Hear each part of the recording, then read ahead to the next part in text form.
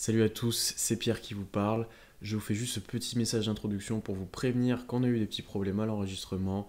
Mon micro a bien bugué sur les 15 premières minutes du podcast, vous aurez des grésillements. Normalement ça reste audible mais c'est pas très agréable. Donc j'espère que ça ne va pas trop vous déranger. Sinon avancez jusqu'à à peu près 15 minutes. Et voilà, j'espère que le podcast vous plaira quand même. À bientôt. Salut à tous et bienvenue dans l'épisode 30 du podcast Open Thunder, le seul podcast français sur la franchise d'OKC. C'est Pierre qui vous parle, je suis très heureux de vous retrouver à l'aube de la Summer League où on pourra enfin découvrir nos nouveaux prospects. On est hypé avec Constant et bien sûr je suis avec lui en ligne. Comment ça va Constant? Ça va, ça va. Très content de vous retrouver pour ce nouveau podcast où on va parler encore une fois du théorique. On va beaucoup parler salaire là, Un préparez peu vos plus, meilleures ouais. calculatrices.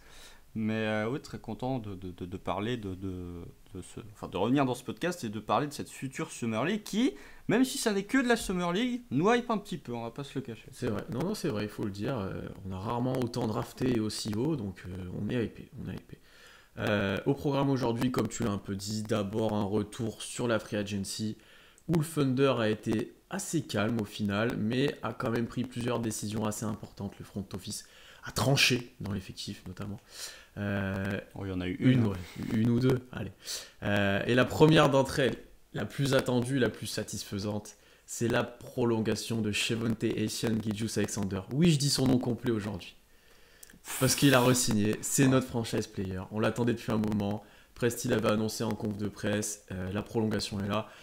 Donc, petit point, chiffre. 5 ans, sans aucune option.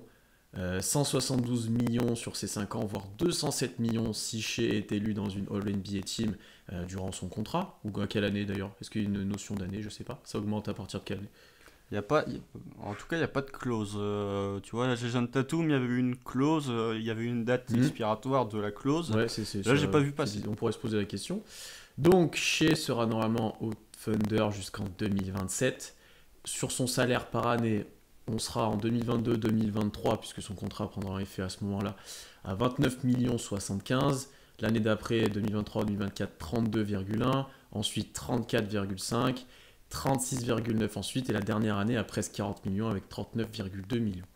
Constant, pour une fois, je t'ai prévenu avant quand même, mais on va changer un peu notre façon de faire. Je ne vais pas te demander ta réaction ou ton avis sur la signature, chose qu'on fait presque tout le temps pour tous les sujets. Je vais plutôt te demander directement les points négatifs ou ce qui pourrait mal tourner avec cette prolongation. Parce que je sais que toi et moi, déjà, on est très heureux de ce contrat, on est comme tous les fans presse. Donc, qu'est-ce qui pourrait mal tourner en fait là-dedans? Sur les calculs, déjà, sur les calculs que tu as mis sur les contrats, est-ce que ce sont les chiffres officiels? C'est les chiffres que j'ai trouvés sur un des sites assez sérieux, Spotrac, là, qui décrit tous les salaires. Donc, je pense qu'on s'en rapproche et c'est les mêmes pour Trae Young en plus. Donc, ça me fait. Ouais, je me dis que ça ressemble beaucoup. Ouais, d'accord. Donc eux, ils font une augmentation à 8% par année. Je sais pas, bon, faut voir comment ça fonctionne, mais moi j'étais plus parti sur une augmentation à 5%. Bon, bref, c'est du pinaillage, mais le contrat reste le même. C'est juste que voilà, ça change année par année. Mais oui, alors les points négatifs, moi j'en ai trouvé deux. Les points négatifs pour Shea. Il y en a un qui est quand même non négligeable, c'est qu'il a fait une très grosse saison cette année. Rien ne nous dit qu'il va nous faire une aussi grosse saison l'année prochaine et les années d'après. Tu vois, il peut avoir fait ce genre de joueurs qui font une énorme saison et qui après redeviennent moins forts. Donc est-ce que, tu vois, si Shea il revient à ses standards, non pas de l'année dernière, mais à ceux d'il y a 2 ans, à son arrivée au KC, s'il repart sur des standards qui sont en 19 points, 5 passes, enfin 19 points, 6 rebonds et 3 passes, là pour le coup ça risque quand même de piquer les 40 millions sur le contrat.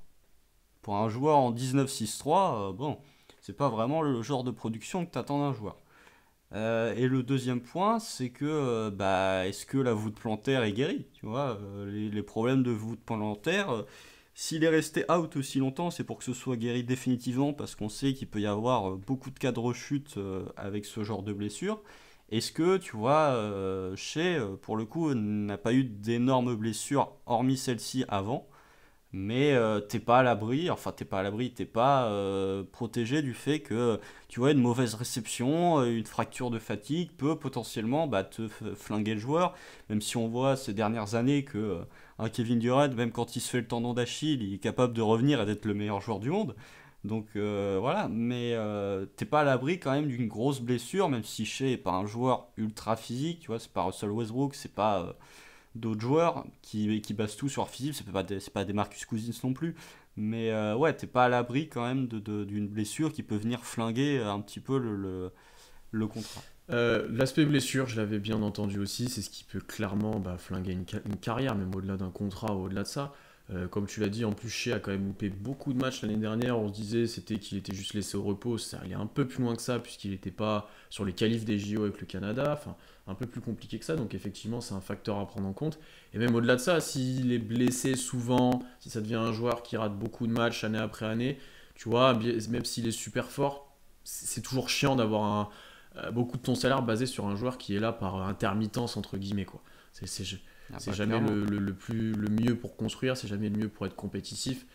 Donc ça, bien entendu, c'est un facteur à prendre en compte. On va pas porter la poisse, on prie que tout aille bien. Il a l'air d'aller beaucoup mieux là récemment, de vidéos qu'on a vues. Ouais, bah déjà il y a deux Oui, mois il jouait au tennis pour des vidéos, donc au bout d'un ouais. moment la voûte Mais il y a eu plantaire elle quelques est bien, images de mais workout aussi, donc là-dessus, on croise les doigts, on se dit que tout va aller. Pour ton autre point, j'y avais pas pensé effectivement, mais c'est vrai que on est sur une progression constante depuis son entrée en NBA. On a du mal à le voir dégraisser, mais c'est aussi une possibilité. Ce serait une possibilité aussi si l'équipe devient un peu plus complète ou compétitive. Tu vois, même l'exemple l'année prochaine, même si l'équipe n'est pas forcément beaucoup plus compétitive que cette année, sur la première partie de saison, j'entends. Tu vois, rien que le fait qu'un Guidi soit là, qu'il ait un peu moins la balle en main, qu'il ait un peu. Enfin, ça peut jouer sur ses stats, ça peut jouer sur l'impact qu'il a, tu vois, tu sais pas quel impact vraiment ça peut avoir. Ils peuvent très bien s'entendre, ça peut l'aider, et ça c'est ce que nous on défend, je pense, depuis la draft de Guidi. Mais dans un sens contraire, ça pourrait aussi le priver de ballon, le faire descendre un peu sa confiance parce qu'il a moins de responsabilités que lui à la création, etc. Tu vois, tu sais pas quel impact ça pourrait avoir. J'y crois c'est pas. surtout que la saison dernière il avait carte blanche, Ouais, hein, c'est ça aussi. globalement.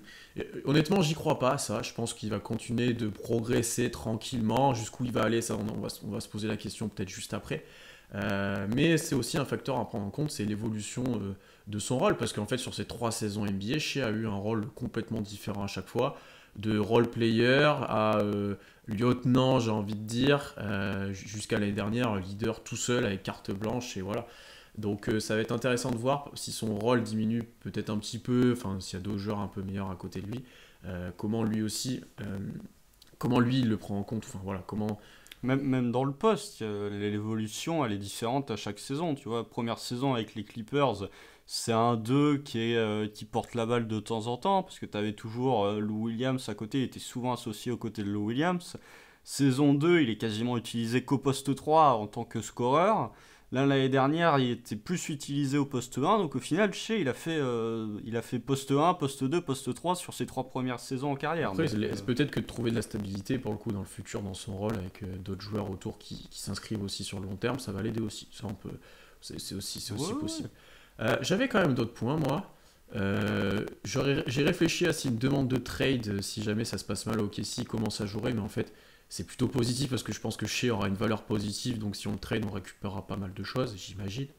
des Euh, pics encore. ouais, des pics encore. Par contre, j'ai quand même 2 points un petit peu plus corrects, enfin corrects, qui sont un peu plus négatifs. C'est qu'imagine, Shea, on va dire, reste à peu près à ce niveau-là. Et en fait, les joueurs que tu draftes ou les jeunes qui se développent deviennent bien plus forts que lui ensuite. Donc là, on aurait une équipe, je t'explique même pas. Et que du Pour coup, avoir des joueurs plus oui, forts. ouais, alors là, c'est vraiment des si, hein, c'est jamais. Et c'est que du Ouais. coup, tu te retrouves avec le contrat de Shea sur les mains, que tu sois content ou pas de l'avoir, hein, d'ailleurs, tu peux être très content de l'avoir, mais que tu dois re-signer des joueurs en fin de contrat de rookie et par contre qui sont potentiellement monstrueux, tu vois, qui ont un potentiel au-dessus, qui ont fait même des meilleures saisons que lui. Et là, tu peux te dire, eh ben, le contrat de Shea nous embête un peu pour re-signer tous ces mecs-là. Là, c'est le si ultime, c'est si tout le monde, si Poku est super fort, si Didi est super fort, enfin là, c'est vraiment, ça arrivera presque pas, c'est certain, mais pourquoi pas, on peut imaginer ça, j'imagine. Et ensuite, peut-être ce qui est un peu plus possible pour moi, c'est s'il y a une stagnation, j'ai envie de dire un peu à la Phoenix au début avec Booker, un peu dans le ventre mou, dans un sens où Shea est fort, tu l'as au contrat max, mais tes drafts fonctionnent moyennement bien, tu n'arrives pas à l'entourer parce que tu drafts pas si haut que ça, malgré tous les pics, etc. Et en fait, Shea te fait gagner trop de matchs à lui un peu tout seul, tu vois ce que je veux dire. un peu comme l'année dernière au final, hein, d'ailleurs. Mais tu vois que tu te retrouves dans cette situation d'équipe moyenne où bah, tu as du mal à construire au final, tu fais pas que des bons choix, tu as des blessures, tu as des contretemps, et où lui est dans l'attente, et où tu es moyen en fait tout le temps, et t'espères un peu, ben, comme Phoenix cette année, un trade ou un petit déblocage comme la bulle a pu être pour eux, mais que tu sais pas quand ça va arriver. C'est surtout le changement de coach hein, pour Phoenix, il leur a fait du bien. Aussi effectivement, ne pas oublier aussi. Ouais. Vraiment, à partir du moment où ils ont eu Monty Williams, même avant la bulle d'Orlando, hein, ils faisaient une meilleure saison que les 3 précédentes. Mais ouais, alors après, le coup des joueurs qui sont plus forts, en fait, et que tu as le contrat de chez. Non, mais c'est possible en soi. Enfin, après, trouver un joueur qui est plus fort que. Enfin, trouver. Si t'en as un qui est plus fort que chez, ça te pose pas de problème niveau salarial. Si t'as deux joueurs qui sont plus forts que chez, ça veut dire que t'as deux joueurs plus forts qu'un 23-5-6. Bon, dans ce cas-là, je vais vous le dire, on va commencer à embêter Ouais, quelques sachant équipes. que le 23-5-6 est encore là. En plus, tu vois ce que je veux dire, c'est pas. Ouais, sachant que le 23-5-6 est encore là, on va commencer à embêter quelques équipes, hein, je vous le dis. Mais même si ça arrive, tu vois, en fait, soit c'est des joueurs que tu as draftés l'année dernière avec beaucoup, soit c'est des joueurs que tu n'as pas encore draftés. Donc niveau salarial, tu vois, leur fin de contrat rookie collera à pas grand-chose près à la fin Oui, du c'est vrai, contrat de c'est un chez, bon tu vois. calcul qu'on peut faire aussi, toi et moi, c'est que les joueurs qui ont été draftés l'année dernière, cette année, voire l'année prochaine, les autres, après, ça sera plus tard, et Shea aura peut-être fini son contrat au moment de leur prolongation ou autre, donc ouais, ça c'est bien calculé aussi. Ouais. Parce que tu vois, si tu drafts un top prospect l'année prochaine, par exemple, et qui devient vraiment très très fort, sa fin de contrat rookie, il restera plus qu'un an de contrat haché, tu vois. Donc c'est pas, moi je trouve pas que c'est possible, hein, mais c'est pas non plus, tu vois, c'est pas comme en NFL où les mecs prolongent sur 8 ans, où là pour le coup t'as aucune certitude, etc. Mhm. Mais ça va en soi. Je trouve que la durée du contrat, tu vois, peut pas être si négative que ça. Après sur le côté stagnation, je vois pas en quoi le contrat en fait serait un point négatif si tu stagnes. Bah, en fait, c'est sa présence sur le long terme, et comment dire, est-ce que le fait d'avoir un contrat max, enfin d'avoir un joueur au contrat max qui a l'impact d'un contrat max, ça t'aidera à reconstruire en fait si tu stagnes?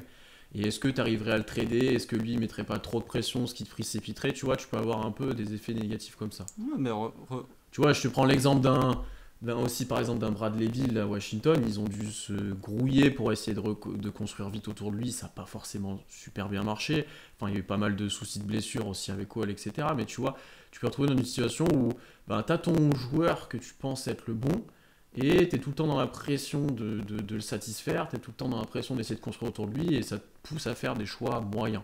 Alors après, c'est pas que lié au contrat max, c'est lié à sa présence sur le long terme, j'ai plus envie de dire, tu vois. ouais, mais après, Bradley Beal, est-ce qu'il a l'air de se plaindre du management de Non, non, Washington? non, non. Alors, bien sûr, je te donne un exemple comme un autre, mais moi, ça me choquerait pas que Bill ait demandé un trade depuis quelques années, en fait, honnêtement. Ah, Hein. il a pas l'impression, hein. C'est peut-être l'un des plus loyaux de toute la ligue, Bradley Mais Beal, ça m'aurait pas honnêtement. choqué que lui le fasse, tu vois, c'est ça que je veux te dire. Ah non, moi non plus, mais ça me choquerait pas non plus que Lillard demande un trade, par Ouais, moi exemple, non plus. parce Ouais, que ouais. quand tu vois ce que font le management et de Washington et de Portland, t'as des vraies questions à te poser. Mais après, en fait, avec Shea, même si tu stagnes, t'as quand même l'assurance d'avoir une superstar. Tu vois, comme Devin Booker, Phoenix, ok, ils ont foiré des choix de draft. Par contre, à la seconde où ils ont pris le bon coach et où ils ont eu ne serait-ce qu'un ou deux joueurs qui ont été draftés qui se sont développés correctement, il leur a suffi entre guillemets que de Chris Paul et Jay Crowder en plus pour aller en Entre finale guillemets, NBA, tu mais vois. oui. Avec. Non, mais que entre guillemets, mais tu vois, parce qu'ils avaient déjà, tu vois, leurs 5 majeurs là qui débutent en finale, il y a quoi? 4 joueurs draftés dans le 5 majeur? 3. Il y a Michael Bridges, il y a DeAndre Ayton et il y a Devin Booker. Alors, je pense que Jay Crowder, là, de mémoire, devait starter les finales aussi.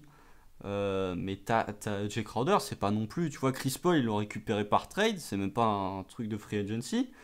Jay Crowder, bon joueur, mais c'est pas non plus, tu vois, c'est pas Non, LeBron James. c'est un bon role player que t'aimes bien avoir dans ton équipe, dans les équipes compétitives, quoi. Ah C'est oui, toujours été. mais Ouais. tu vois, c'est pas non plus, voilà. Donc, Hmm. moi, je trouve qu'avec Shea, tu as quand même la garantie d'une superstar, même si tu stagnes, en fait.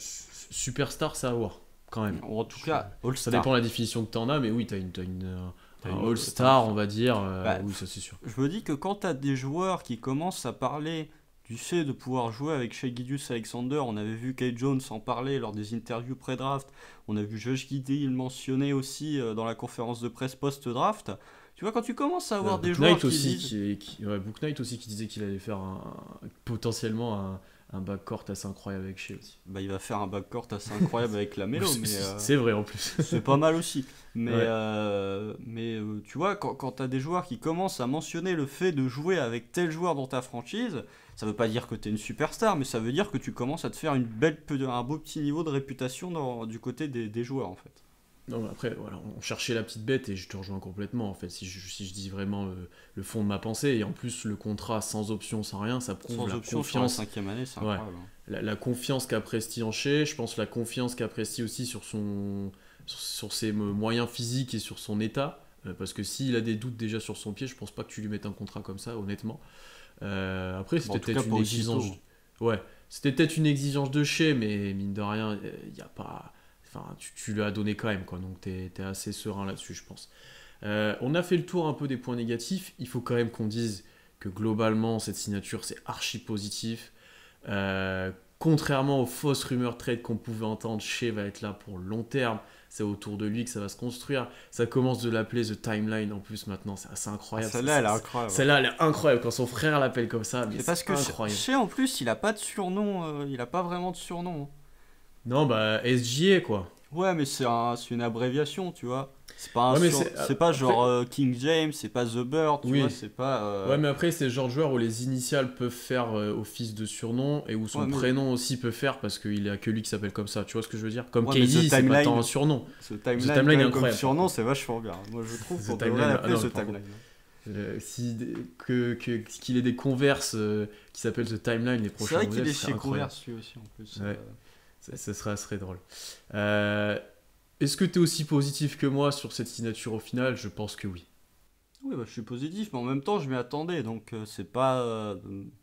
Moi, je suis très content des 5 ans garantis. 5 années garanties, là, pour le coup.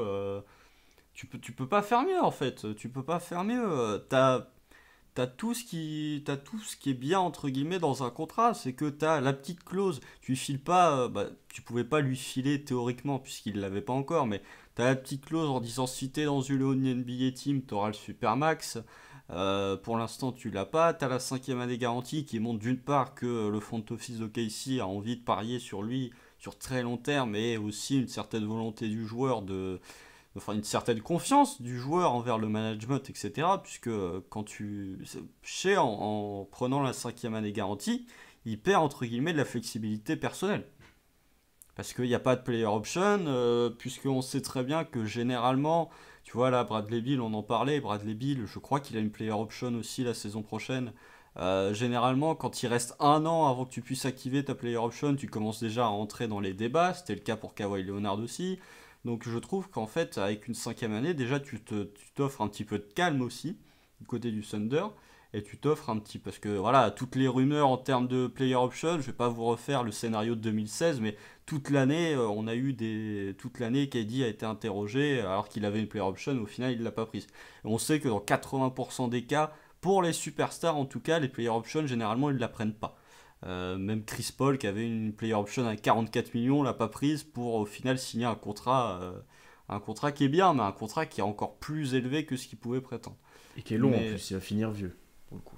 il va finir vieux en plus, mais alors après, le contrat de Phoenix, on a tous rigolé quand on a vu les news. Quand on a vu que la dernière année est garantie à 0$ et que la troisième est garantie qu'à 15, tu te dis le contrat, franchement, ça va. Mais ouais, moi je suis très content du contrat de Shea. Voilà, après, effectivement, quand il va choper, enfin s'il le chope le Supermax, ça va quand même peser dans tes finances.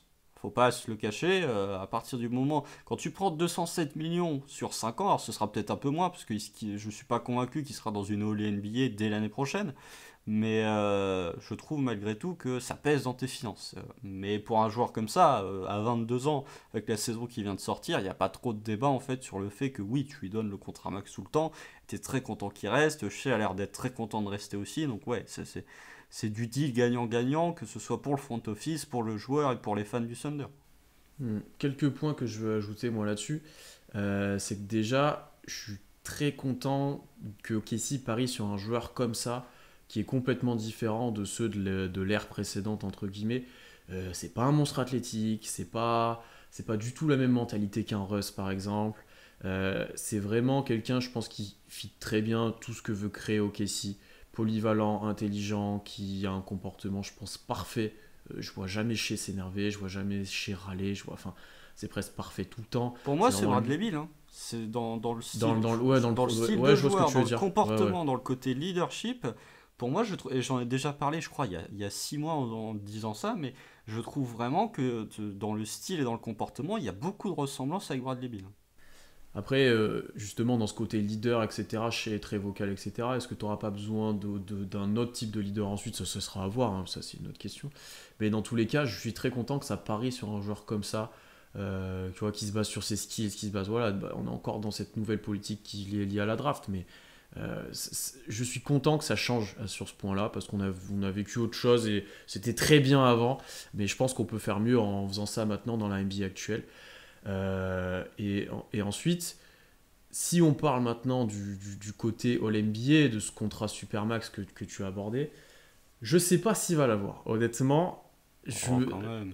dans les 2-3 prochaines années, je suis pas sûr du tout. Parce que je pense qu'il sera pas loin d'avoir le niveau. Je pense qu'il sera All-Star dès l'année prochaine et qu'il risque de l'être ensuite quelques années. C'est le bilan.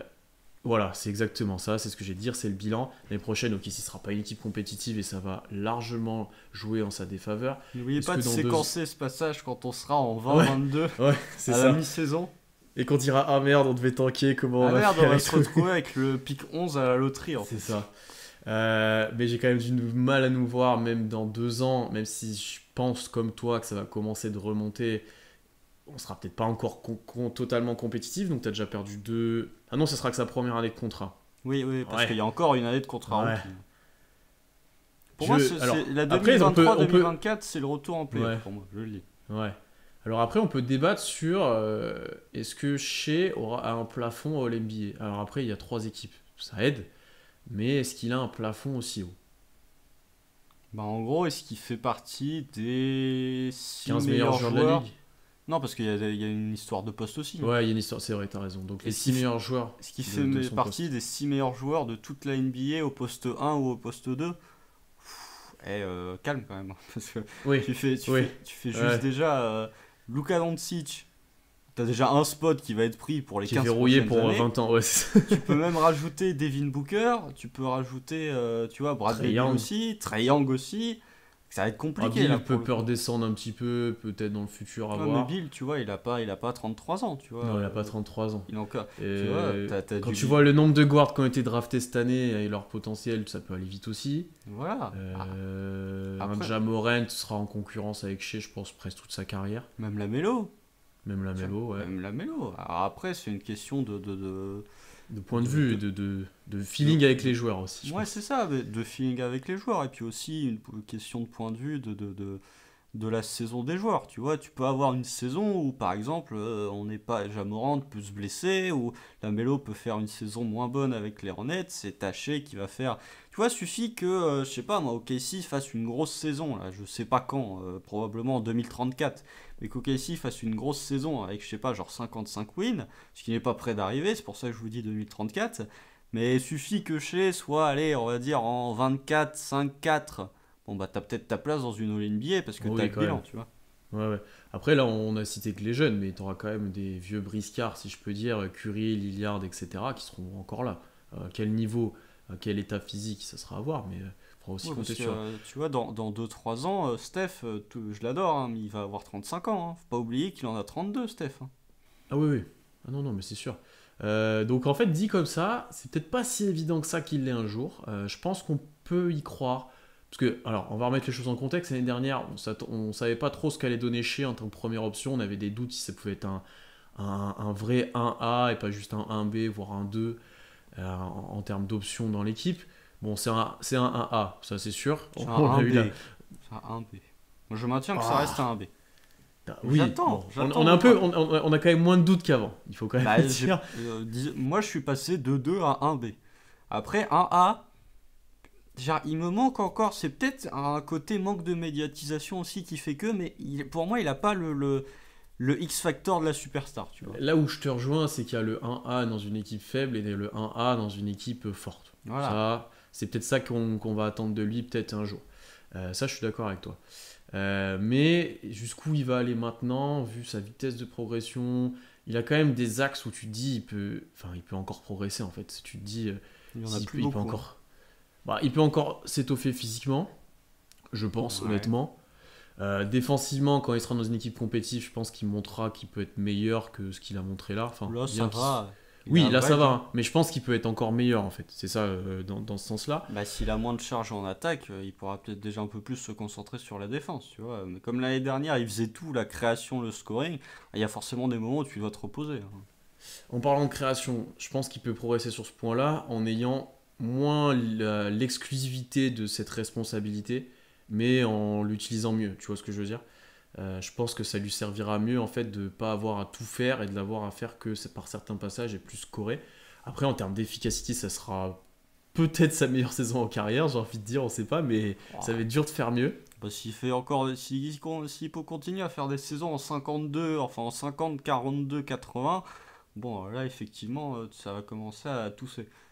Après, pour sa création, en fait, moi, je suis moins d'accord avec toi, en fait. Parce que, effectivement, je suis d'accord dans le fait de réduire sa création balle en main, mais j'ai plus envie pas de définir le poste, mais j'ai plus envie de voir Shea comme un 2 scoreur que comme un 1 créateur, en fait. J'aimerais bien le Oui, je suis revoir d'accord. dans le rôle qu'il avait la saison dernière, même s'il a été très bon, hein, cette année, hein, je dis pas le contraire. Mais la draft de Guidi me laisse penser qu'il va plus être redécalé au poste 2 en fait et qu'il va trouver. Là, ça y est, son poste il va vraiment être défini. Ça va être un 2 scorer first qui va être capable de créer, hein. Attention, hein, je dis pas qu'il va repasser à 3 à 6 comme c'était le cas il y a 2 ans. Mais il sera peut-être pas à 6 comme c'était le cas cette année. Mais par contre, la production en termes de scoring, elle va peut-être augmenter pour le coup. Non, mais ça, je suis d'accord avec toi et c'est le point que je mentionnais. Je l'ai peut-être mal expliqué, mais pour moi, il sera créateur, deuxième créateur. Du coup, il aura moins de responsabilités et du coup, ça lui servira peut-être plus. Il sera peut-être plus efficace là-dedans que quand il devait le faire en grande quantité. C'est plus comme ça que j'aurais peut-être le dire. Et après, en termes d'efficacité, on l'a dit, même j'allais dire son tir, mais vu les pourcentages qu'il a, ça me paraît compliqué au final. Il peut progresser en fait dans le jeu, mais les pourcentages s'en ressentiront pas. Après, voilà, c'est peut-être. Si, le point qu'on avait déjà mentionné, toi et moi, c'est de la quantité par contre. C'est faire des gros matchs à plus de 40, mais plus régulièrement. Là, la saison dernière a été écourtée, mais être plus constant encore dans le très haut, quoi. C'est-à-dire passer de 23 à 25, 26, ça, je pense que c'est 27. possible. Ouais, Même, tu vois, je pense que c'est possible, ça. bah, c'est possible, mais ça va pas être évident. Parce que dans ce cas-là, tu auras peut-être une baisse au niveau de la qualité des pourcentages. Tu vois, il a été efficace aussi la saison dernière parce il prenait 16 tirs par Mhm. match. 16 tirs par match, tu vois, c'est pas non plus énormément. C'est beaucoup, hein, 16 tirs par match. Mais pour les joueurs, je pense que vous prenez les joueurs qui ont qui ont terminé la saison à 23 points de moyenne. Tous les joueurs qui ont fini à plus de 23 points de moyenne cette saison en NBA, je suis pas convaincu qu'il y ait tellement plus de joueurs qui ont pris moins de tirs que chez. Non, je pense Dans pas. ce livre. Je pense qu'il n'y en a pas beaucoup, non. On peut Très regarder presque en honnêtement, direct, mais bah je après, pense qu'il n'y en a pas beaucoup. je pense pas non plus, hein. Globalement, déjà, des joueurs qui ont fini à plus de 24 points cette saison, il n'y en a pas des masses. Je sais pas, peut-être que Kyrie, non, Kyrie, il a dû prendre sa bonne vingtaine de tirs par match non plus. Enfin, aussi, mais j'en ai pas beaucoup, hein. Non, Kyrie, en plus, il finit à 27 points, mais il en prend 20 par match.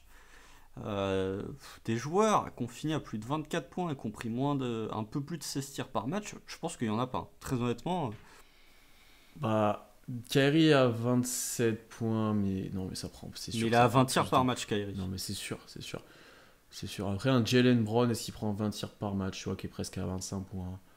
Attends, je vais te dire ça. Jalen Brown, il en a pris 19. Tu vois, c'est 3 Tu tirs de vois, plus par match, hein. Alors que t'as Jason Tatum à côté. Donc, Ouais, donc voilà. Mais après, tu vois, Jason Tatum, mais t'as 20 aussi. Tu prends. Même Kemba Walker, il a pris plus de tirs que chez la saison dernière. c'est incroyable ça. Non, 15,7. Non, ils ont Ah, le même nombre de tirs, mais par contre, chez est à 24 points alors que Kemba est à 19. mais il y a 0,4 tirs d'écart tentés entre les deux. Ouais, c'est pareil, quoi. Donc voilà. Ouais. Donc effectivement, en quantité, à voir comment ça va faire évoluer ces pourcentages, mais c'est peut-être ce qu'on peut attendre sur Shea. On va enchaîner, on a fait pas mal le tour sur la resignature de notre franchise player. L'autre grosse news de la semaine, et celle-là un peu plus surprenante pour toi et moi. Mike Muscala. Non, j'allais même pas commencer par lui en plus. Je savais. Tu vas spoiler. Non, on va parler de Kemba Walker qui a été coupé par le Thunder. Alors, on s'attendait à un trade depuis un moment. Attention, c'est pas la même chose. Oui, c'est vrai. Et on s'attendait à un trade depuis un moment. Ça n'est pas arrivé. Au final, il est buyout. Et pour aller jouer aux Knicks, c'était son souhait. On va être honnête, je pense que pas mal de gens, et on vous a vu sur Twitter, c'était en feu là, étaient déçus de ça. Vous avez râlé. Comprenaient pas pourquoi on le faisait pas jouer, pourquoi on le gardait pas, plutôt que faire ça et de dépenser de l'argent pour rien, etc. Honnêtement, c'est qu'il y avait, je pense, déjà pas de trade possible ou des trades négatifs pour Kemba, c'est-à-dire un trade comme ce que Utah a fait pour nous envoyer Favors, où ils envoient un pick pour s'en séparer. Et je pense que Presti voulait fait pas Boston forcément faire ça. Pour dégager Kemba, tout court. Hein. Oui, voilà, tout simplement. Donc ça n'a pas vraiment d'intérêt pour OKC. Le faire jouer pour augmenter sa valeur, je suis d'accord, et c'est ce qu'on pensait qu'il allait être fait. Mais encore faut-il que Kemba veuille jouer au OKC. Ce qui pour moi n'est pas le cas, vu son désir de rejoindre New York, etc. Je pense qu'il ne voulait pas cramer son année des 30 ans à jouer au OKC avec des gars qui ont la moitié de son âge, honnêtement. Donc, la moitié quand même, t'es méchant. Oui, j'abuse. Non, oui, j'étais en train de calculer, j'ai dit non, j'abuse. Non, on fait pas encore jouer des gars de 15 ans, ça va peut-être arriver, mais c'est pas encore le cas. Mais je suis pas en fait choqué de ces décisions, je suis surpris, mais je me dis en fait c'est de la logique. Et toi et moi on avait aussi parlé de l'embouteillage qu'il y avait sur les postes de guard. Ça c'est un point positif qu'on va mentionner, je pense, c'est que là ça te libère une place assez conséquente dans la rotation. Voilà, qu'est-ce que tu veux dire de plus sur ça? Je pense que le gars voulait pas être là, que Presti a pris une décision pour lui permettre d'aller jouer où il veut. Presti est quand même un GM qui prend soin de ses joueurs, il faut le dire. Mais voilà. Oui, alors mon avis, alors déjà, d'un point de vue salarial en fait, Kemba il va prendre 8 millions la saison là, chez les Knicks.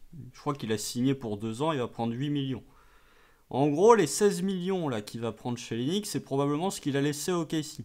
Parce que s'il avait été cuté, on lui aurait tout payé. Hein, le principe d'un buyout, c'est que tu discutes avec le joueur en disant je te paye combien tu veux, voilà, etc. Donc Kemba, il a forcément laissé des sous.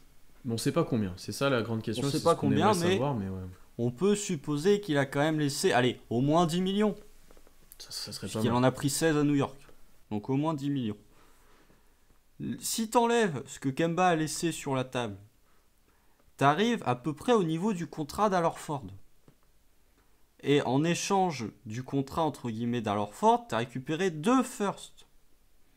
Donc en fait, c'est comme si tu payais Alorford, bon ok, t'as pas la production avec, mais c'est comme si tu t'avais payé le contrat d'Alorford cette année et l'année prochaine, avec 2 first picks en plus. Tout en libérant du temps de jeu pour tes rookies quand on aurait grandement besoin. Moi je trouve pas que c'est un move qui est dégueulasse. Je trouve que c'est un move qui est compréhensible. Alors je pense, très honnêtement, quand on avait fait le live draft et qu'on avait vu la draft de Treman, on avait dit c'est qu'il y avait un trade en préparation pour Kemba. Je pense que c'était plutôt l'inverse, c'est que Presti avait déjà en tête l'idée de le buyout. Je pense qu'il y avait déjà eu des discussions qui étaient en cours. Et du coup, il s'est dit, je pense qu'il avait cherché avant un moyen de le trader, mais comme il a trouvé, comme tu as dit, un partenaire, mais il fallait balancer des assets, soit il n'en a pas trouvé du tout. Il s'est dit, bon, bah tant pis, je vais faire un buyout. Et du coup, il a pris Treman parce qu'il croyait en potentiel et qu'il s'est dit, de toute façon, Kemba, je vais le buyout, autant prendre un guard. Ce qui est encore une fois un raisonnement logique. Il a pris le joueur qui considérait être le meilleur à ce range-là, il n'a pas pris un pivot. Ça, on en a déjà parlé plein de fois. Mais voilà, je trouve que d'un point de vue salarial, en fait, oui, effectivement, avoir 30 millions de dead cap cette année, 30 millions de dead cap l'année prochaine, bon, c'est un certain, pas un aveu d'échec, mais ça veut dire quand même que OKC va pas être ultra agressif la saison prochaine au niveau des free agents. Ça veut dire aussi que, est-ce qu'on veut vraiment être très compétitif? Je ne sais pas, mais en tout cas, tu as quand même pas mal de dead cap qui vont pénaliser potentiellement l'ajout de renforts. Même si cette année, en coupant Kemba, t'as encore 30 millions de dispo dans le cap, mais la saison prochaine, t'auras le contrat de Shea qui va rentrer en compte, donc là pour le coup tu les auras plus. Mais bon, je trouve que c'est pas une mauvaise idée. C'est surprenant, oui, c'est surprenant. Sauf pour Joe qui nous l'avait annoncé la veille. Joe, j'attends toujours mes numéros du loto. D'ailleurs, t'avais promis de me les faire passer. Moi, j'attends. Mais ouais, c'est surprenant parce qu'OKC a pas fait ça. Parce que le contrat était quand même assez massif. Mais au final, ça revient à ce qu'a fait Détroit avec Blake Griffin l'année dernière. Ouais. Non, mais moi je reviens encore une fois. Je pense que je préfère avoir ça que de reprendre, d'envoyer des pics pour se débarrasser de lui, ou même dans un an de le trader et de réavoir un autre contrat, enfin un des pires contrats de la ligue, et que tu dois encore être avec ce mec-là pendant 2 ans, essayer de le trader, etc. Enfin, jusqu'à combien de temps on aurait fait ça, tu vois? Bah, tu récupères pas de joueurs aussi, hein, très honnêtement. Oui, Du bah coup, ouais. vu que tu le trades pas, t'as pas besoin de rajouter des vétérans en fait dans ta rotation. Bah, c'est ce que j'ai dit quand on a fait le live la semaine dernière. Tu fais la rotation là, du Thunder, t'as quasi que des jeunes que t'as drafté. Quasiment, Ouais. hein. Hormis Donc, Derrick Favors, et Shea, bah Shea, on l'a pas drafté, mais oui, mais bon. c'est un jeune, je sais quand même.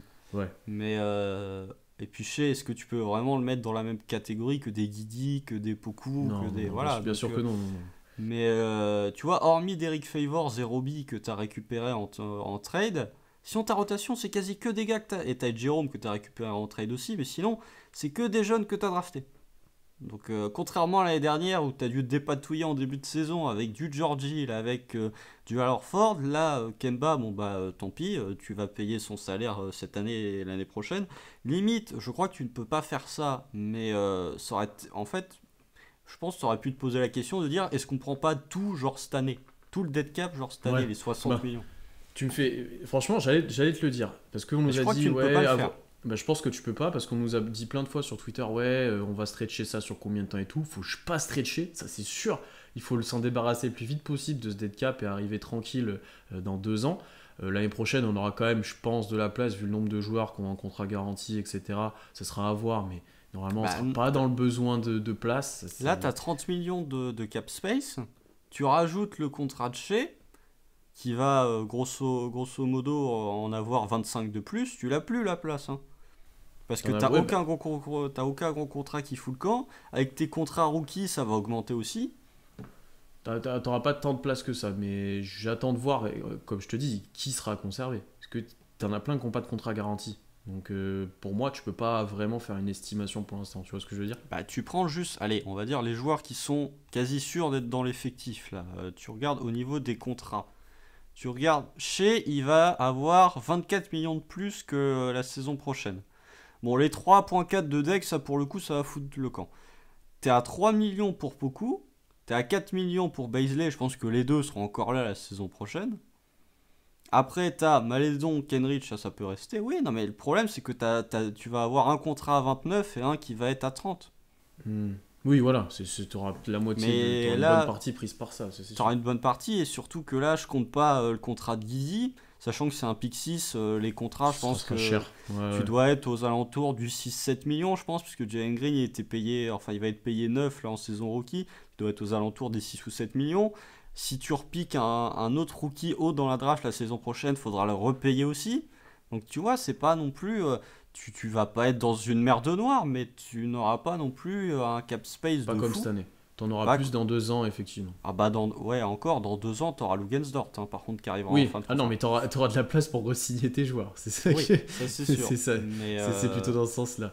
mais malgré tout, ouais, mais tu vois, même ne serait-ce que l'année prochaine, là, quand Baisley il va arriver en fin de contrat rookie, t'auras peut-être une question à te poser aussi.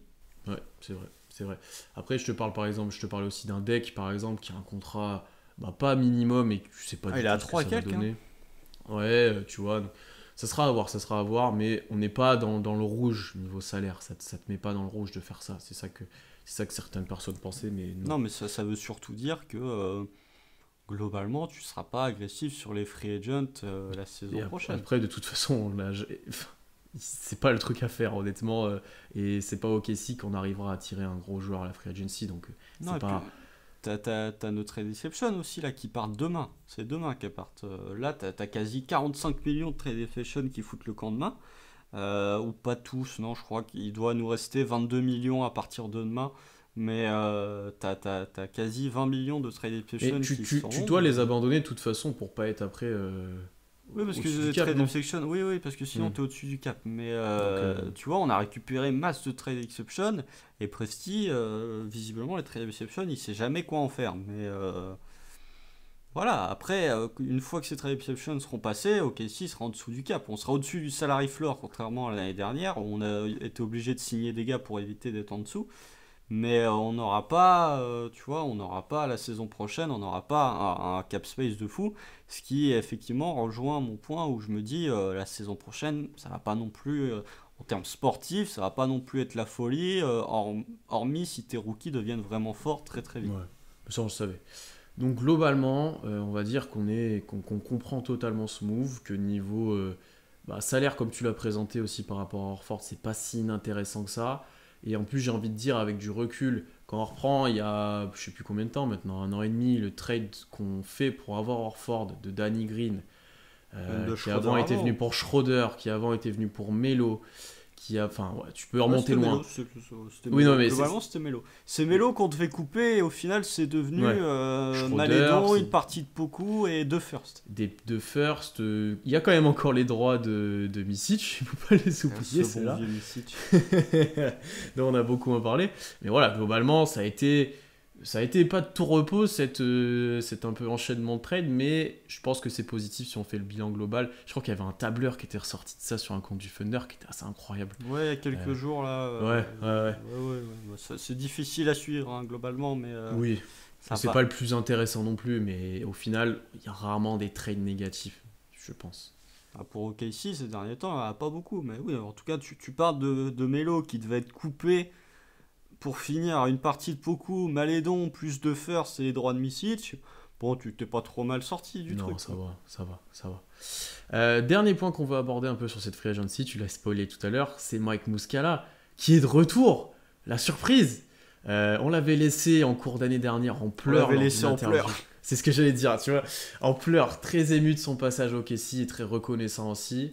Il avait été benché une demi-saison pour qu'on puisse tester Moses Brown et Isaiah Roby. C'est pour vous dire l'ego qu'a le joueur quand même quand tu acceptes ça. Euh, et il est finalement de retour. Honnêtement, je suis content parce que Muscala, c'est vraiment un super gars. C'est un vétéran qui a toujours été très correct dans son comportement, qui a toujours été combatif, qui a toujours fait son taf sans rien dire. Là, comme j'ai dit, il a été benché une demi-saison, il a rien dit. Le contrat, 2 ans et 7 millions. C'est un peu plus cher ce qu'il aurait pris ailleurs, certainement. Ah bah oui. Mais encore une fois, est-ce que c'est très problématique vu la situation d'OKC, notamment cette année? Je pense pas. L'année prochaine, ça sera à voir. Mais ça reste correct, même si c'est un peu cher. C'est pas un 10 millions sur 2 ans, heureusement. C'est aussi un pivot qui comble quand même les besoins flagrants sur ces postes-là. Alors, c'est pas le meilleur pivot du monde, etc. Mais tu te dis, ok, il y a Favors, il y a Muscala maintenant, il y a JRE. Bon, vas-y, ça va tenir à peu près la route. Tu auras peut-être Roby aussi, quand même, il faut le mentionner. Ça va peut-être, tu auras une mini rotation qui se met en place. Il sera pas inintéressant de l'avoir dans un profil aussi différent avec du spacing, etc.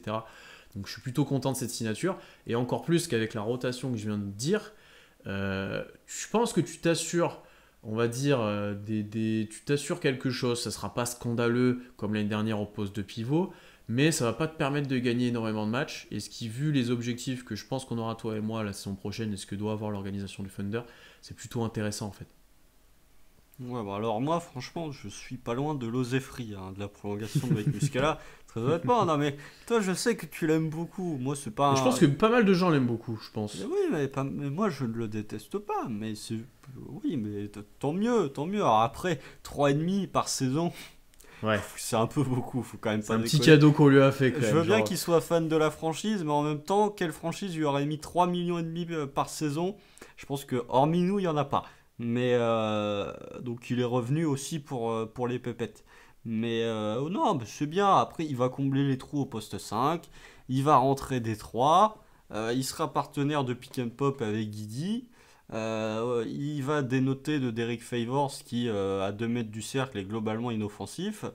Non, mais voilà, c'est bien, ça va boucher les trous, il va jamais venir râler, il va supporter les jeunes, etc. Oui, non, mais c'est un bon role player, je trouve le fit en plus pas si idiot que ça en sortie de banc. parce que tu pourras peut-être te permettre de le faire jouer avec JRE, tu vois ce que je veux dire, en 4-5. Ça Wow. sera pas... Ouais, alors, attention, mais je pense que ça peut être Je pense que ça sera fait, ça sera à voir, mais je pense que ça peut être fait. Parce que lui, il t'apporte du spacing que tu n'auras pas forcément avec certains joueurs et que avoir par exemple Guidi avec que des shooters hauteur de lui, ça pourrait être intéressant. Tu vois, donc pourquoi pas. Donc le fil, je trouve pas si mauvais que ça. Alors oui, pour JRE et lui en même temps, bon, c'est que tu as Non, 2, mais 4, Baisley 5, mais... Muscala. Ouais, Ah, Baisley Muscala. ouais Là, pour le aussi, coup, c'est aussi, ouais. intéressant. Tu vois, si tu veux des trucs complémentaires, bon, on sait que la complémentarité, c'est pas toujours ce qu'il faut rechercher en NBA. Mais si tu fais, tu vois, d'un côté beaucoup d'Eric Favors et de l'autre côté Baisley Muscala, bah, t'as deux profils radicalement différents dans les deux cas et pour le coup, ça peut être complémentaire. Tu C'est vois, vrai, c'est c'est bien vrai, de c'est pas vrai. avoir pris le même profil pour tes deux seuls vétérans qui vont jouer la saison prochaine, à savoir Favors et Muscala. C'est quand même bien d'avoir pris deux profils radicalement différents. S'il joue d'ailleurs, en plus. Alors, je pense qu'ils vont jouer. J'espère. En Ouais, tout cas, je Derek préfère. Favors va jouer. Oui, je pense aussi. Je préférerais avoir Muscala que Roby, on va être honnête. Mais Roby, tu sais que dans un espèce de positionless basketball, là, comme veut faire Ouais. Sam Presti, tu vas voir qu'il Il va il est stater, il il va va marquer. possiblement Ouais. être starter en 5, hein, je le sens venir. Hein. Ouais, alors il a intérêt d'être meilleur que l'année dernière, mais bon, à voir comment ça va se faire. Et pour prévoir nos rotations et autres, on va aborder notre dernier point, c'est la Summer League qui va peut-être nous donner quelques quand même des éléments de réponse. Alors pas énorme, mais au moins on pourra voir nos jeunes joueurs, au moins on pourra voir comment ils commencent d'être utilisés, puisque je pense qu'on va jouer à peu près comme on jouera ensuite en NBA. Le coach d'ailleurs, je vais commencer par le coach pour une fois. C'est Grant Gibbs, c'est celui qui coach le Blue qui jouait aussi un peu comme le Thunder l'année dernière, puisqu'on avait regardé quelques matchs. Je vais pas vous faire la liste de tout le roster, mais à noter que les 4 rookies sont là, qu'il y a Théo, pas beaucoup, qu'on a du Charlie Brown qui jouait l'année dernière, qu'on a du Jalen Ward qui était là aussi l'année dernière, qu'on a du Joe Scholl qui était là l'année dernière, plus certains autres joueurs qui étaient là avec le Blue et d'autres joueurs non draftés par exemple. 4 matchs de prévus, 5 avec un match supplémentaire, mais déjà 4 qui ont été actés. Constant, au mieux de faire le le roster de la Summer League et de prévoir les matchs, c'est pas très intéressant. On va faire un petit jeu, petit pronostic. Parmi ce roster de Summer League, qui sera dans le roster du Thunder l'année prochaine et qui aura du temps de jeu, qui sera dans la rotation. Moi, juste avant, je tiens à souligner qu'il y a Eric Maynor dans le staff. Ah oui, c'est vrai que je voulais le dire en plus, effectivement. Eric Maynor, en termes de Tomar, c'était quand même un joueur assez sérieux. Mais oui, alors, un autre truc, ça fait 2 fois que j'oublie de le préciser et ça m'a fait marrer. Josh Giddey et JRE ont le même agent. Voilà, je tiens à le souligner, ils ont le même agent. Alors bon, je ne vais pas crier à la théorie du complot, mais ça m'a juste fait marrer Non, de et voir, c'est de voir tout sauf JRE. anodin. Non, c'est Faut tout être sauf honnête. anodin, mais de voir JRE, en fait, je comprenais pas pourquoi JRE, il fave sur Twitter des tweets de beaucoup, enfin de beaucoup n'importe quoi, de Guidi qui a été drafté. Je comprenais pas, et en fait, j'ai fait ah oui, mais c'est parce qu'ils ont le même agence, en fait. Donc voilà, mais moi ça me fait marrer, et je voulais déjà le dire lors du live la semaine dernière, mais j'ai oublié, comme ça je le dis maintenant. Alors après, les joueurs qui seront dans la rotation du Thunder la saison prochaine, bon bah nos 4 rookies plus Malédon, hein, globalement, là y a Dans pas la trop de... rotation. Ouais, bah nos 4 rookies plus Malédon. Ah, donc tu fais jouer Wiggins, toi. Potentiellement, je te dis pas qu'il va jouer autant que les autres, mais je pense qu'il peut. Non, mais tu vois, moi je l'ai pas dans la rotation, c'est pour ça que je te demande. Moi, je pense qu'il peut jouer. Je pense qu'il peut jouer. Alors après, tu vois, je pense que Wiggins a plus de chances de jouer qu'un Josh Hall, par exemple, potentiellement, ou qu'un Charlie Brown. Tu vois, je pense Oui, que, que Joe Scholl, je sais pas, que Charlie Brown, peut-être, ouais, je pense, tu j'espère. vois, Aaron Wiggins, lui, s'il fait une bonne Summer League plus un bon training camp, je serais pas Ouais, étonné qu'il se retrouve avec des minutes en début de saison. peut-être. Tu vois? Donc Mais tu as les quatre rookies. ouais, j'avais 4 rookies. Bah écoutez, je dis à moins que Mark Delnote préfère mettre Malédon starter, pour moi, je dis il va être starter à l'opening night. Globalement, hein. Je sais Hmm. pas si c'est lui faire un cadeau. Moi, en tout cas, j'ai envie de le voir starter à l'opening Ouais. night, globalement. Ça, je l'ai déjà dit. Ensuite, Treman. Bon, bah, Treman, on connaît son rôle. Il va avoir des grosses minutes en sortie de banc la saison prochaine. Que ce soit enfin, si c'est Malédon qui est starter, il aura encore de plus grosses minutes en sortie de banc la saison prochaine, puisque ce sera le guard, le premier guard qui sera en sortie de banc. Mais même si c'est Guidi qui est starter, il jouera au poste 2, aux côtés de Malédon. Voilà, il y aura peut-être un peu plus de concurrence avec Ted Jérôme, mais ce sera globalement très raisonnable. Après, pour ce qui est de JRE, moi j'aimerais bien le voir starter en tant que pivot aussi cette saison. Ah, c'est mort. Je sais pas, tu vas peut-être avoir du Roby, du Favors. Moi je trouve pas ça improbable en fait que JRE, à partir de l'All-Star Break, se retrouve titulaire. Peut-être pas le premier soir, mais je trouve pas ça déconnant qu'il soit titulaire. Et puis après, ouais, bah, Théo Malédon, bah, c'est celui que j'attends le plus après. Celui que j'attends le plus. C'est très bien d'être passif en saison régulière, ou en tout cas de laisser jouer les autres. Mais là, c'est ton moment pour montrer un truc. Là. Globalement, tu vas être sophomore en NBA alors que tout le reste du roster a joué moins de temps que toi, soit vient d'être drafté, soit a joué moins de temps que toi en NBA.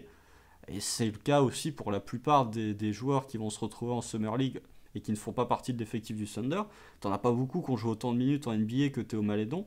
Donc ouais, c'est le moment de montrer un truc. Ensuite, pour les autres qui auront du temps de jeu, du Josh Hall potentiellement, du Josh Hall et Jalen Howard, c'est les deux seuls que j'envisage avec vraiment du temps de jeu.